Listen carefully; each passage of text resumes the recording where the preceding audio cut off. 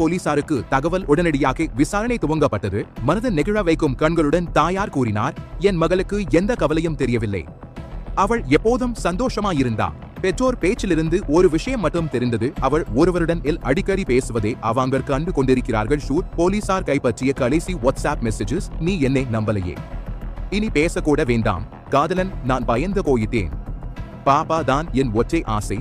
மாணவி காதலன் கூறிய சில கடுமையான வார்த்தைகள் அந்த மாணவியின் மனதை கிழித்துவிட்டன. ஒரு பச்சிளம் மனசு +2 மாணவர்கள் மீது கல்வி, காதல், எதிர்பார்ப்பு, ஒப்பீட்டு அழுத்தம் அனைத்தும் சுமையாய் மாறுகிறது.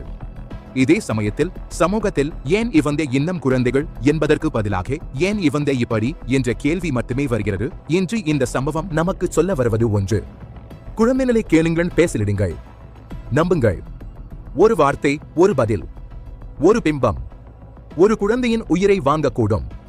நாம் கவனிக்காத நிமிடங்கள் ஒருவரின் வாழ்வை முடிக்கக்கூடும். இந்த சோக நிகழ்வு நமக்கெல்லாம் விழிப்புணர்வாக இருந்திருக்கட்டும். இந்த செய்தி உங்கள் மனதை தொட்டதா? உங்கள் கருத்தை கீழே காமெண்ட் பண்ணுங்கள்.